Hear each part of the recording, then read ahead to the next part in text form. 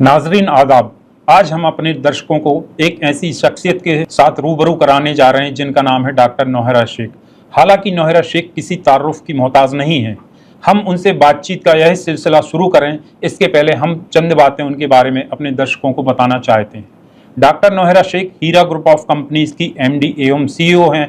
नौहरा शेख एक business entrepreneur हैं जिनका कारोबार भारत के अलावा कई देशों में संचालित है।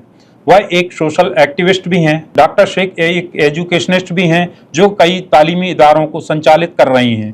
इनके द्वारा संचालित स्कूल कॉलेजों में कई बच्चों को डॉक्टर, इंजीनियर एवं सिविल सर्विसेज की तैयारी के लिए स्कॉलरशिप भी प्रदान की जाती है। वह मजलूम एवं बेसहारा महिलाओं के उत्थान के लिए पिछले 2 दशकों से कार्य करती आ रही हैं।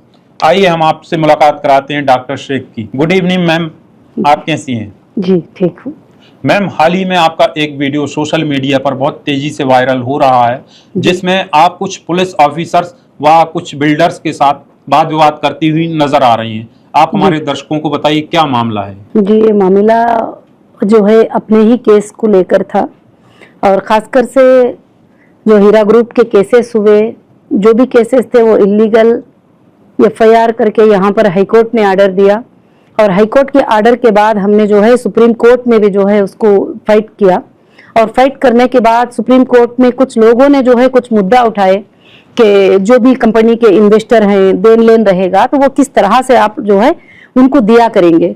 तो उस वक्त में जो है हमने सुप्रीम कोर्ट में हमारी जो एक प्राइम लैंड जो हीरा ग्रुप ऑफ कंपनीज की लैंड थी और वो लैंड जो टोली चौकी 7 टूम रोड के ऊपर रहती है, इस लैंड को हम 15 और 16 में रजिस्ट्रेशन करवाया और करीब 200 से ज्यादा करोड़ जो है बैंक से पेमेंट करके जो है ऐसे बिल्डर सैयद अख्तर साहब से जो है वो प्रॉपर्टी को परचेज किया और परचेज करके वो प्रॉपर्टी हमने ये किया।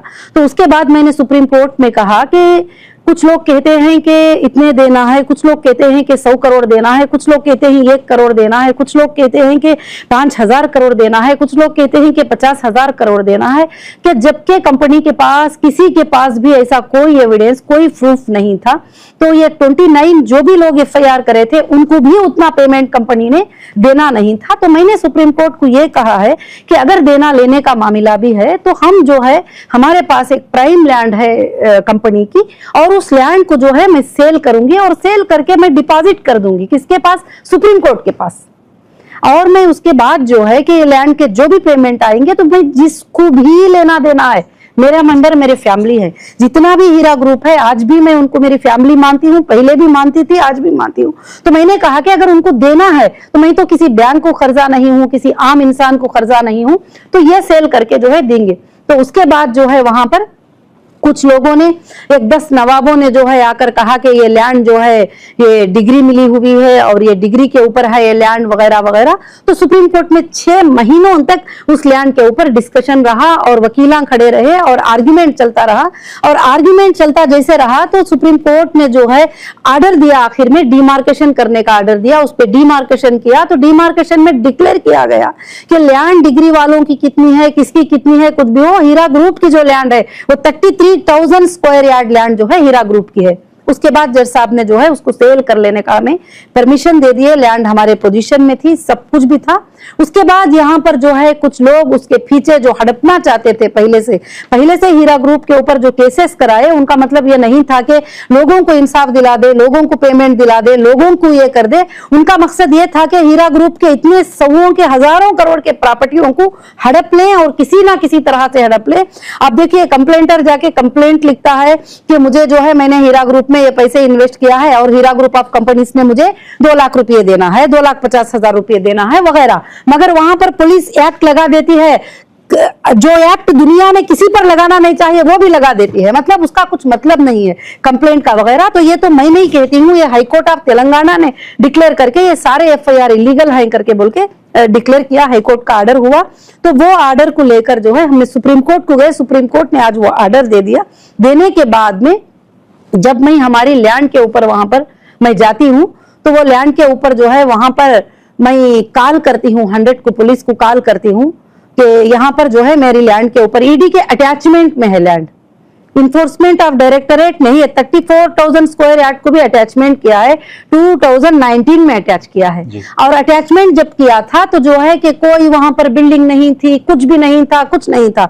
उसके बाद अटैचमेंट में होने के बाद भी वहां पर कई बिल्डिंग जो है बना दिए गए इलीगल, ना के परमिशन है, ना कोई अग्रीमेंट है, ना कोई सेल अग्रीमेंट है, ना कोई बनाने का अग्रीमेंट है, वहां पर बना दिए गए। और ईडी को भी हमने कई बार इसका कंप्लेंट किया है कि आपके अटैचमेंट में जो है इतनी प्रॉपर्टी पर इंक्रोचमेंट हुआ है, आप इसके ऊपर ध्यान दें करें।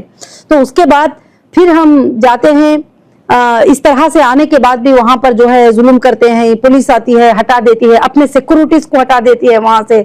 और जो भी लोग वहां पर थोड़ा गुंडा टाइप के लोग होते हैं, जमीनों को कब्जा करने वाले होते हैं, वो लोग जब उधर आते हैं तो मैं खुद वहां जाती हूँ। मैं जब 100 को कॉल करती हूँ तो पुलिस आके कहती है मैडम तुमने ट्रेसपास कर दिया। मैं बोली लैंड मेरी है, डॉक्यूमेंट्स मेरे पास है, आपको चाहिए तो वीडियो भी बता सकती हूँ कि डॉक्यूमेंट्स मेरे पास ही, लैंड मेरी है, मैं कैसे ट्रेसपासर होती हूँ। वहां एक चाय बेचने वाला बंदा आकर मेरे सामने खड़ता है तो कहता है कि ये मेरी लैंड है, मैं यहाँ पर हूँ। तो मैं बोलती हूँ उसके पास क्या डॉक्यूमेंट्स है, आप पूछिए, थोड़ा चेक करिए। तो कहते हैं कि नहीं उसके पास कोई डॉक्यूमेंट्स नहीं, मगर उन्हें खड़ा है ना वहां पर, यानी जो भी जैसा भी खड़ा रहेगा तो वो उसकी तरह की है।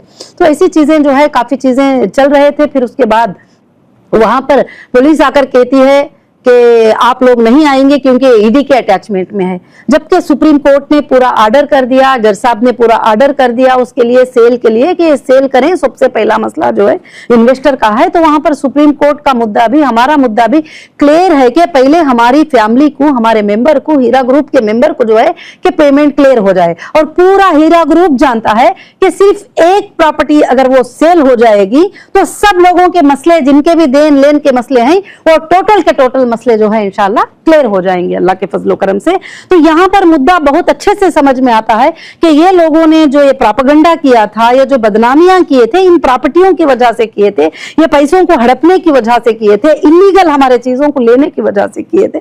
तो ये सुप्रीम कोर्ट का ये करते हैं। तो आज जो है कुछ पुलिस डिपार्टमेंट को भी हाथ में लेकर, उनको मिला लेकर जो है हाईकोर्ट ऑफ तेलंगाना में मैं जाती हूँ और मैं कहती हूँ कि इतनी मेरी प्रॉपर्टी है, as per supreme court order जो है, डिमार्केशन हुई मेरी ऑर्डर है, ये प्रॉपर्टी है। तो हाईकोर्ट जब ऑर्डर देती है इसके अंदर, तो हाईकोर्ट में सब रिस्पोंडेंट होते हैं।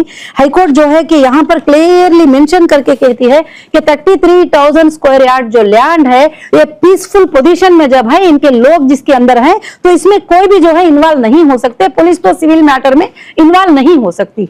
ये ऑर्डर देने के बाद भी, ये ऑर्डर का कंटेम्प्ट करते हुए पुलिस वहां पर आके कहती है कि तुम नहीं बैठ सकते यहाँ पर तुम नहीं रह सकते। मैं कहती हूँ कि सर आप क्यों आए हैं यहाँ पर? तो कहते हैं कि ईडी के सर ने हमें फोन किया। तो जब मैंने वहां पर फोन करके सर को बात किया कि जो ईडी का अटैचमेंट है, मगर पोजीशन तो हमारे पोजीशन में है और सेल करने के लिए, बायर को बताने के लिए कुछ भी नहीं है, तो नहीं, बोलते हैं मैडम आप वहां से चले जाओ।